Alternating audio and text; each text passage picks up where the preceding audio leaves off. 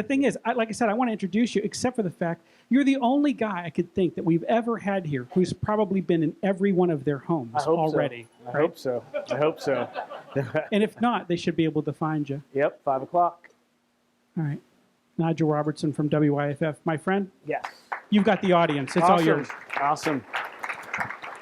Well, first, thank you, Phil, for asking for me to come and be here. And thank you guys for being here. And so what I thought I'd do is talk a little bit about how I got here, kind of what I do day in and day out, and then open it up for you guys to let me know whatever questions you guys have, whether it be about technology, which I'm obsessed with, whether it be about social media, about how to get the news to cover, events that you are doing and so on, or even the Olympics, which I'm now quite skilled on. If you don't already know that story. So, but let me give you my backstory. I am from Ohio, born and raised south of Cleveland. First generation American. My parents are from Trinidad in the Caribbean. They moved here knowing that they wanted to start a family, and my brother and I were born in Ohio, and I grew up there, went to college at Bowling Green State University, wanted to get a degree in political science. I am obsessed with politics. The stories that come out of Washington, out of Columbia, from all across the country, but also the impact that in order to make a difference, the stories and the steps that need to happen before that difference is ever made, which is something that I've always loved to read and chronicle and so on. I'm a history buff, but graduated from Bowling Green State University, wanted to get into the political arena just as something. I didn't know exactly what that was, but my poli-sci classes got to be quite boring. So it just so happened that the poli-sci classes were in West Hall, and I remember sitting in class and seeing a bunch of people running out of the basement of West Hall, wondering what's going on down there. Found out that is where the student-run newsroom is. Found out that Bowling Green had a Bowling Green, BG24 is the name of it, but they had a basically 24-hour news operation that the students completely ran, walked into that newsroom, and back then you had all the tube televisions. We had the scripts coming out on the machine that was doing it line by line, so you had that sound. You had people on the phone. Yeah, I walked in there and I was just blown away. And from that moment on, I've been obsessed with television news. And what's great about what I do is I told you I'm obsessed with history. I'm there as history is being made. I have a front row seat to it. I told you I'm obsessed with politics. I get to sit down and talk to and get in the minds of movers and shakers and people from City Hall in Greenville to the White House in Washington. I have been able to do so many great things that I love and I'm passionate about, and I'm grateful for that. My first job was at TV20. I was a one-man band bureau reporter, so I had the camera, I had the microphone, and I was out there in the middle of Florida getting interviews, doing stuff for 2 years. And then I sent out tapes, and I got a call from Andy Still, who was the news director at the time at WYFF4. I thought I'd come here to South Carolina, be here for 3 years, that's how long my contract would be, and then move on out. I've been here 17 years now.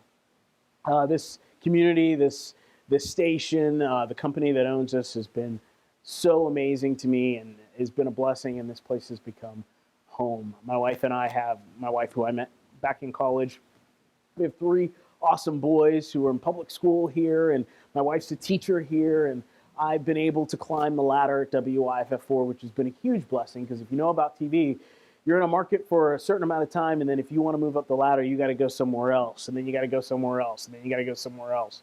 But I started here as a nightside reporter in 1999.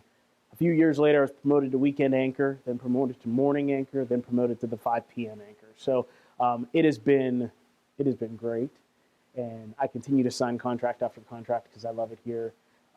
But I've gotten to do amazing things. cover stories that have impacted us for the past, from Greenville County getting the Martin Luther King holiday, which was a huge story that we covered forever, to seeing downtown Greenville become the storybook downtown that it is today, has been amazing to watch.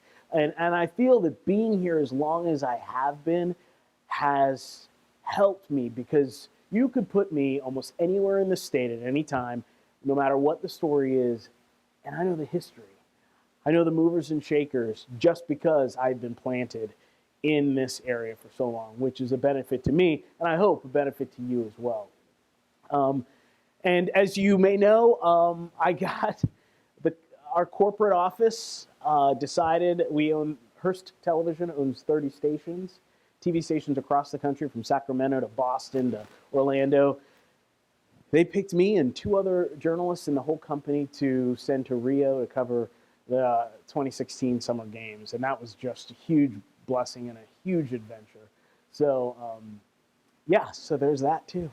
So, but we can talk a little bit more about that if you want to hear about that. But really, again, I'm here for you guys. So this is your opportunity to ask me whatever you want, and I will give you the best answer possible. So if we could do that, who's got a question for me? Just a quick question. I know that you've seen the great side of Greenville, you know, in all of your assignments, not just here in Greenville. Right. You've also seen kind of the darker side. Mm-hmm. You know, you've seen blessing and you've seen tragedy. Yep. You've probably seen tragedies where people around you were crying and you were at the scene and things like that. So my question to you is, when you get back home, how do you process the tragedy that you've seen? How do you work that out? That is a great question. You know, and it's not even just when I get home. If you would sit in during our newscasts, during commercial breaks, during John's weather, I mean, we're cutting up, we're being crazy, we're being silly, and in many ways it's because we have to, when the camera's on, we have to tell some stories that are just mind-numbing. And if I sit there, and this is how I process it, so not everyone's like this, but for myself, if I sit there and I process everything that I've just had to tell you and only dwell on that, I would go home and carry that with me, which I don't want to do. So really, every journalist has to find their outlet. Full disclosure, I'm a crazy Christian, and my faith is everything to me. And if it wasn't for that, I don't know how I'd do it. But the good thing about what I do, which I'm so thankful for, is that as soon as I toss it to Carol and Michael at 6 o'clock, I'm done. I don't carry work home with me. I go home and play with my boys. I go home and sit on the couch with my wife and watch TV, and I kind of process that. Now, politics I do pay attention to all day long. However, but the sad stuff, I won't bring the story up, but just last week I had to say something on the air about something that happened in North Carolina, and I couldn't believe the words that were coming out of my mouth. Just the sheer fact. And if you watch me, I am real. And when you watch me, if I'm disgusted by what I'm saying, you're going to know it. If I'm excited about what I'm saying, you're going to know it. And that's just who I am. And I believe that works because it comes across that way. But yeah, I've got a coworker that I could lean on, Gabby, and we're like brother and sister, and I could lean on her, and we help each other out. It's a great question to start out with. Definitely, thank you.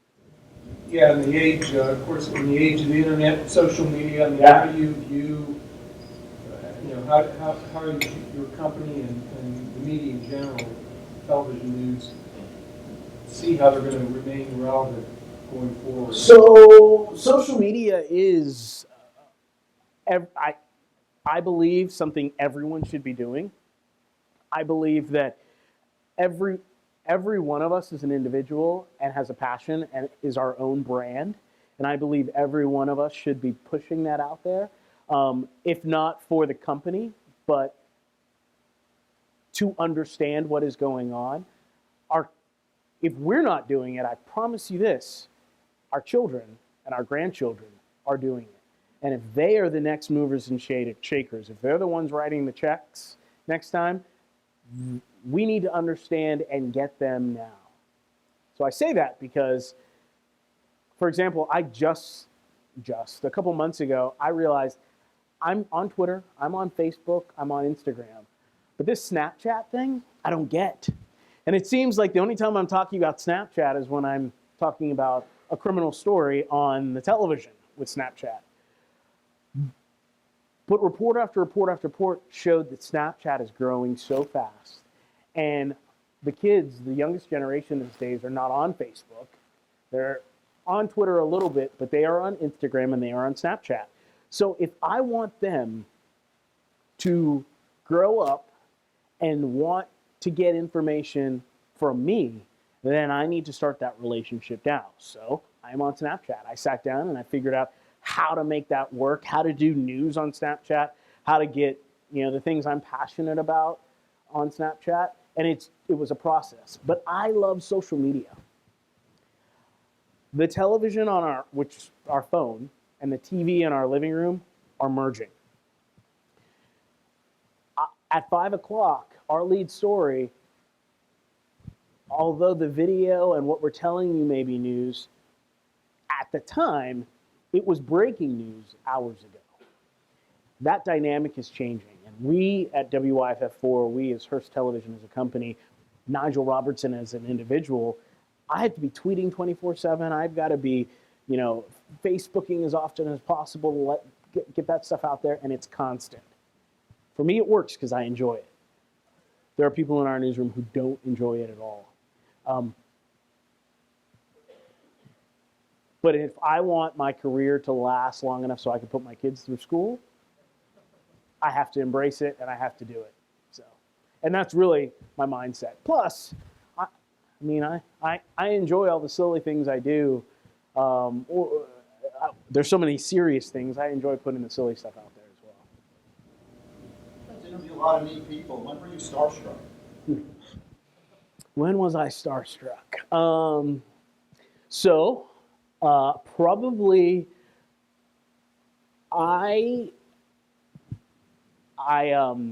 2007, I was covering the Democratic side of the presidential race. It was right before the South Carolina primary. I was talking to the National Democratic Party, and I told them, look, you're having a big event in Columbia. I want to be there. They said, you are going to be there. We are going to get you a big interview. And I said, I don't want a big interview. I want the biggest interview possible. At the time, Tom Daschle, I thought, was who I was going to get. So I head down to Columbia, and I am in this room, and there's security everywhere. I was like, oh my gosh, I'm going to get a big Democrat to sit down and interview right before this election that Senator Obama was running. Hillary Clinton was in the mix at the time still. South Carolina was going to be that one state that was going to make or break it for either of them. I'm walking in this hall and I realize it's myself and two other journalists. That's it in the entire state of South Carolina. That's it. One from the Low Country, one from the Midlands, and me from the Upstate. We were chosen out of everyone. I was like, this is great. This is going to be awesome. I'm then notified that I don't have Tom Daschle. I, in fact, have Senator Obama, and I'm going to get a one-on-one with him. And I was beyond excited. I'm like, this is great. This is great. Right before we go in, Secret Service is running around even more and stuff's going on. And I pull someone aside and I say, what's happening? And they tell me that Michelle Obama was missing her husband. So she flew down and she was going to sit in on the interviews with us. And getting to sit down, one of few journalists in the world who've sat down with both of them and talked to them, was amazing. But I was in awe of her. She was so real, and that was probably the one interview where I was not expecting. It just happened, and that was one interview that I still tell that story to a lot about. It was a great moment in my career, and still be able to have pictures with them that my kids see, and now that he has become president, no matter how you feel about President Obama, he is still president of the United States, and I got to sit down and interview him and his wife. Amazing moment. Just to follow up on an earlier question, what have you found has been the most effective, or you've gotten the most leads on social media from Facebook, Twitter, the most engagement? It's all different. So on Instagram, I don't really do a lot of news. It's just my life, which people like. On Facebook, Twitter it's what's happening now. And with Twitter, you honestly, it's such a news feed now. Back in the day, we used to listen to the scanners, and that's how we found out about everything. Now it's Twitter.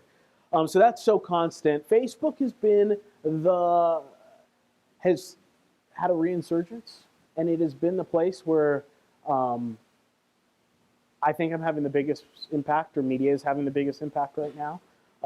But again, it's all different. And then Snapchat is just your own personal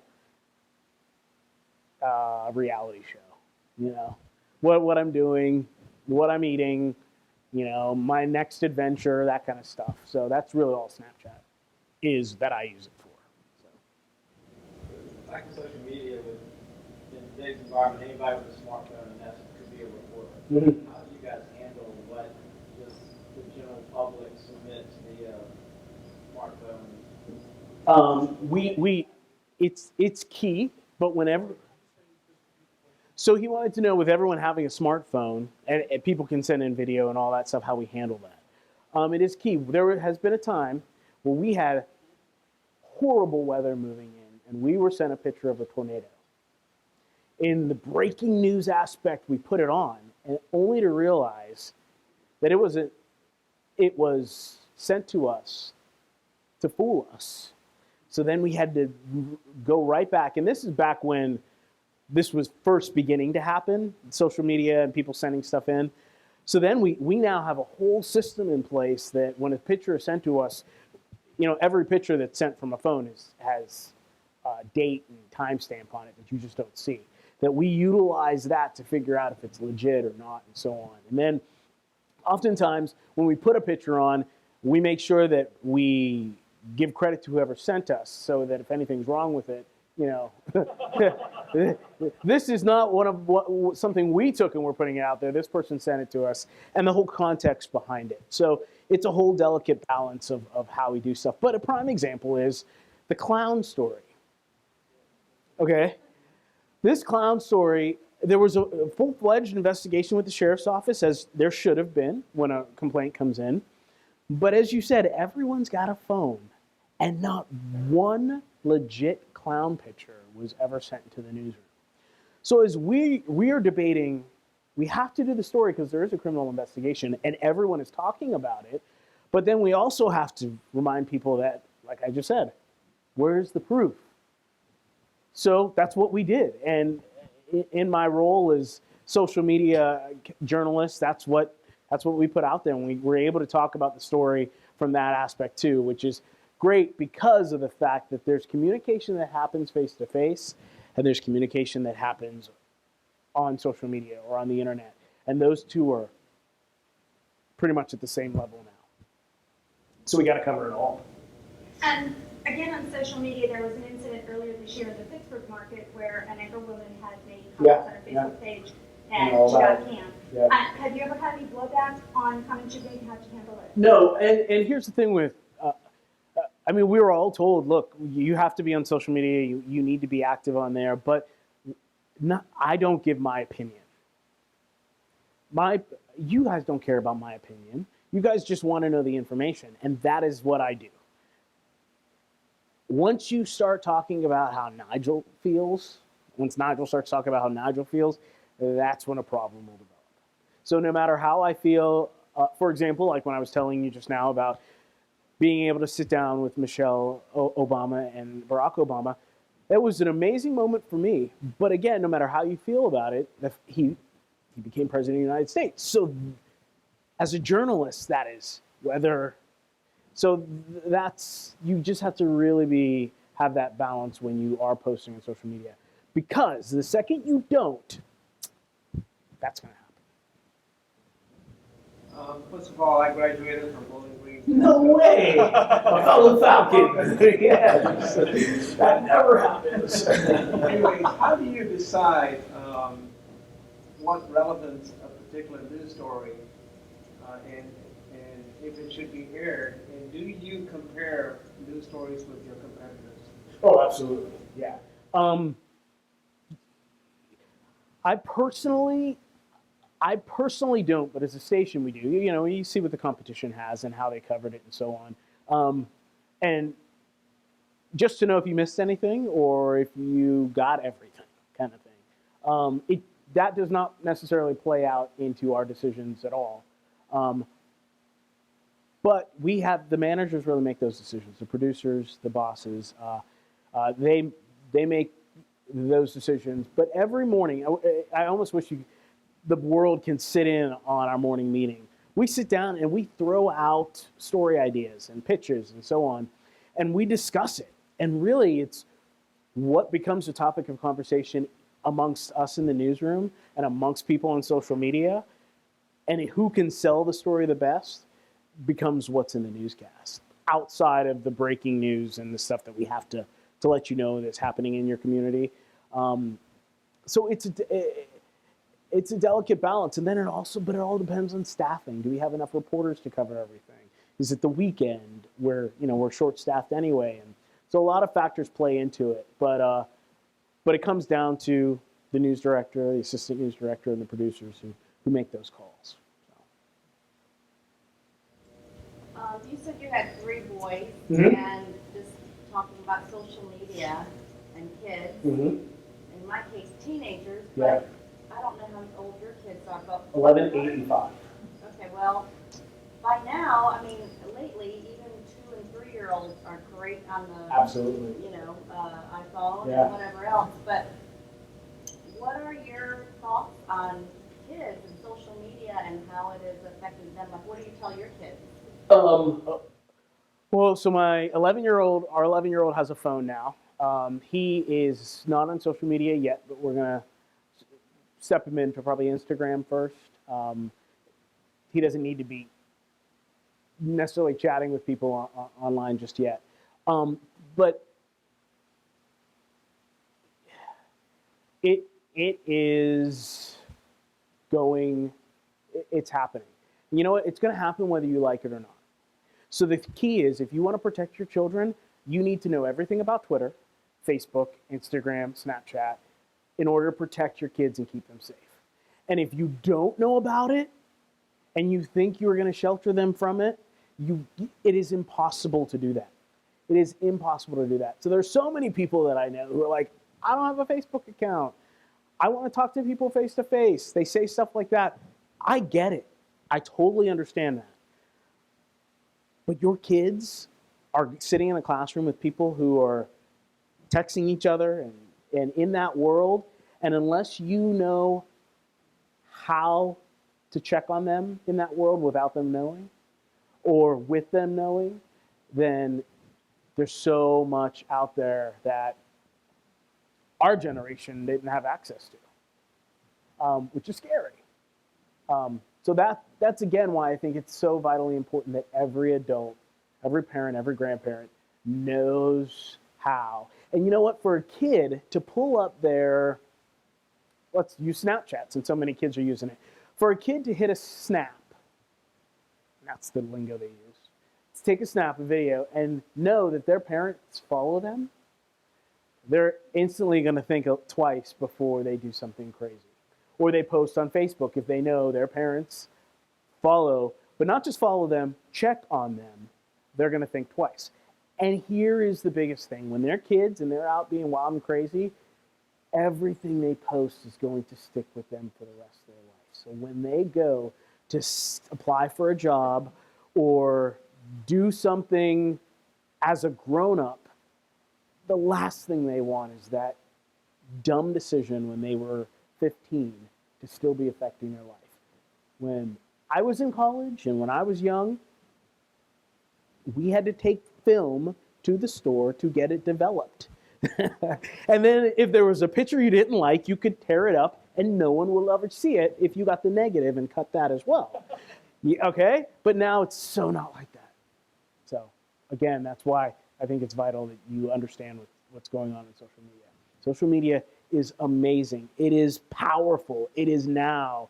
It is life-changing. But it is a form of communication that is going to happen whether you like it or not. And if you aren't there, you're going to miss out, and that could be dangerous. Would you describe a little bit about the Olympic experience? Yeah. So the Olympics, 4 weeks of the hardest I've ever worked in my life. I was, hopefully you guys saw all the commercials and all the push about me going. I mean, it was such a massive blessing. And from the second I got on the plane and landed in Rio, I was just blown away and I was pinching myself the entire time.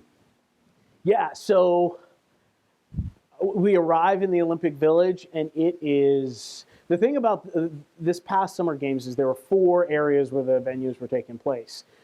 We were in the area where swimming, gymnastics, diving, the green water, that was where we were. Track and field was in another location, which was kind of hard to get to. The BMX and rafting and kayaking was in another venue, and then you had the beach venue where the Today Show was, and the beach volleyball and kayaking and rowing and all that stuff was. So we got to see so much of the city. Rio is probably the most beautiful city I've ever been to. Naturally, I mean, with the mountains and the canyons and the water and the communities in the city just built within everything. It is breathtaking when you step back, like from Sugarloaf Mountain, and look on the city of Rio. It was amazing. The water, no exaggeration, from the stories you heard and the fears you heard were 110% spot on. The water was an issue. I got bit by mosquitoes, but we're all fine. The security, Rio did an amazing job. Anywhere you looked when you're traveling on the interstate, there were national security guards everywhere. Thankfully, there were no incidents. But, just being able to run to my desk and write a story and shoot stuff and put it together and send it out to stations and then go over to watch Michael Phelps or Katie Ledecky swim their heart out and make history and break records and then take that video and run back and send it out. Being here in South Carolina, I've been able to be part of or have a front row seat to some stories that went national. The flag coming down in front of the State House, hurricanes hitting, floods that we've had, Emmanuel AME Church, as horrible as that was, being there for the funerals as well and seeing the way, as horrible as it was, South Carolina, the way South Carolina handled that, which was a huge story. I've been able to be there for stuff like that, but to be at the Olympics when that was happening, I'm speechless. Yeah, I still can't believe it. And the hope is that they send me to South Korea for the Winter Games and hopefully Tokyo for 2020. That'll be all right. That'll be good after that. That's not too much to ask, is it? You think the Olympics were your best experience ever? I don't know that it was the best ever, but it was hands down the biggest. Like I said, I had never worked harder in my life. Prime example is we had to come in. So we knew we were going to be there for 21 days. Our goal was to come in and put together a story that was going to air every day. So we had to have 21 stories so that every day we had stories to turn. Okay? Then, hopefully you guys all watched the Olympic Zone with that we aired at 7:30. So you had another newscast. Every NBC station in the nation aired an Olympic zone, which they produced local stuff for, and then the national stuff sent stuff. So we had to have stuff for that as well. So there's 2 stories. And then one of us was live every morning for all the stations. So we had to have a story for there. Okay? That sounds crazy, right? And then you have Ryan Lochte doing what he did. So on top of all that, we now had to do a Lochte story every single day because that drug out that whole last week. So if you did enough to have a story for all those last couple of days, it didn't matter anymore because now you had to do stories covering the Lochte thing. And we had to do it that way because it's not fair to not cover, Greenville's Sandy Morris winning a silver medal because of what Ryan Lochte and the other 3 guys had done.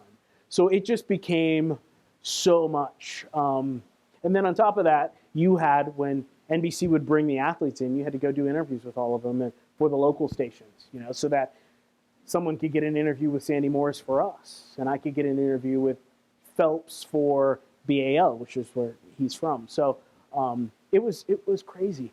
And I don't think until maybe next year will I be able to and reminisce about the good old days because I'm still recovering. But I literally, when I say I slept 4 hours for 4 weeks each night, I'm not exaggerating. In fact, it was a 45-minute bus ride to the media village to the newsroom every day. So 45 minutes going, 45 minutes on the way back. So it was craziness. But it was an amazing experience. So amazing. Someone had a question. Could you share with us the most difficult story you've had to cover? Oh, the most difficult story I've had to cover.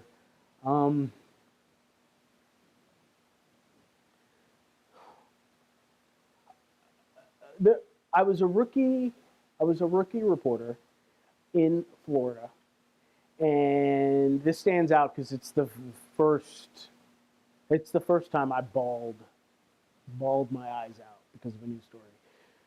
Pager goes off. Had pagers. Pager goes off. I was a one-man band, so I had to run to the newsroom bureau, load up the car, and I went out to this middle of nowhere in the Ocala National Forest, and I pull up, and there was a fire. There was a bunch of trailer homes, mobile homes, community kind of thing. And when I pull up, there's a whole bunch of people standing around crying. And I walk up, and I walk up to the chief of the fire department, ask him what's going on. 2 little girls died in a house fire. So I'm like, okay, now I have to go find their loved ones and maybe get a picture or talk about the little girls or someone out there. And that was so hard for me because that was the first real time that I remember having to do that. And I was so torn because I thought, what good is coming out of this? By me going up to this family at this time and asking them to be on camera, asking them for a picture when they're in the midst of this tragedy. Only to find out that when the fire started, there was no smoke detector in the mobile home. And the girls were so scared that they hid in a closet in their bedroom. And that is how they died. And the family could not get in. They didn't know where they were. They couldn't find them, and that's why they died. And it was that moment where I realized the impact of me as a journalist by reminding people by telling people this tragedy and the fact they didn't have a smoke detector. Number 1, every home needs to have one. And number 2, the importance of teaching your kids, don't hide from a fire, get away from a fire, that kind of thing. I realized that was my role here. And that's the story I put together. But I'll tell you what, having to see the picture of those girls and talk to the mother and father, that whole drive back, I was weeping behind the wheel. And that was 98 that happened. And I still remember it to this day. is one of the hardest stories. I will tell you the Emmanuel AME story. Being down there for that was gut wrenching, just because that tragedy happened so close to home. And my wife and I got married in Charleston. We take the kids down to Charleston to play all the time, and the fact that that kind of hate played out in a place that I consider home, that hurt. And then I was in New York City a week after 9/11. 9/11 happened, and a bunch of churches and stuff were gathering to go up there and just do whatever they can. And I asked my bosses if I could go up with them, and I went up there. And being there, I mean, I still remember taking the subway. I love New York, and I go up to New York all the time. And I remember taking the subway down to Canal Street, which was the lowest, was the last subway stop that you can go. So the train comes down there, and as soon as the subway stopped, you could smell the sulfur. You could smell everything. And as soon as you walk off of the subway, I remember the retail establishments and the food places it was as if it was frozen in time. And it had about this much ash on everything. So you could make out what things were: the folded clothes, the pens, the bagels. But it had that much ash on top of it. And I remember that. And then walking up the steps and then looking and not seeing those towers. By then, the building 3, 4, 5, and 6 were still standing, and they all also fell and were knocked down. But remember seeing that and just being there, you know, as a journalist being there, I couldn't believe I was there to tell that story. As an American, I was angry. As a human, I was destroyed.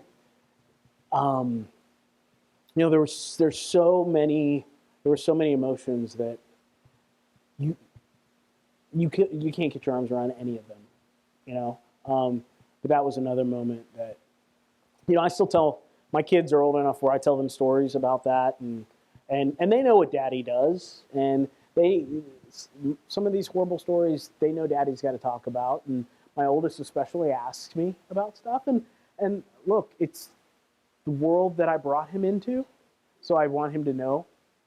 I don't want to sugarcoat anything. I mean, there's stuff I don't tell him, but I don't want to sugarcoat anything. But you know, those are some of the stories that stand out in my mind, definitely. When I was a child and Vietnam was going on, every day for 30 minutes, everybody in America would kind of come together to one of 3 networks. And we would get news for that 30 minutes, kind of from a centrist sort of standpoint. Absolutely. Today, in the 24-hour news cycle, everyone can kind of pick and choose the news that appeals to them, or the vantage point that appeals to them. Can you comment for a second on the state of journalism today from that standpoint, and kind of what it's headed toward? Great question. I'm happy you brought that up. News happens from now 4 o'clock. Okay, if you're in this market, news happens at 4 o'clock, at 5 o'clock, at 6 o'clock, and 6:30. What you get on Fox News and MSNBC and CNN, remember, a lot of them are programming. It's not news. They may be talking about the news, but there's a slant, there's an agenda, there's this and that. Your raw news back in the day, I remember, because that's when I would sit down and watch news with my family every day, and you hear what's going on in your community, and then you would hear what's going around on the world, and then that was it. That was where you, and then the newspaper, the radio. But now in this 24-hour news cycle, organizations have to fill the time, and a lot of times it is people talking about news events, but there's oftentimes an agenda behind it. And the tough thing is there are a lot of people that will sit down and watch programming that is about news and get their facts. And that's not good. Because you're not watching unbiased, true storytelling. Or you're not reading it. And that's the tough part, because I can't tell you how hard it is for me when I see people passionate about something, but they're wrong, or they have their facts wrong. And for me to then tell them, I can't tell them you're wrong because, no, I heard it here. But it's such a delicate balance, and it's so hard in this 24-hour news cycle. And all I could do is hope that, all I could do is keep my name and my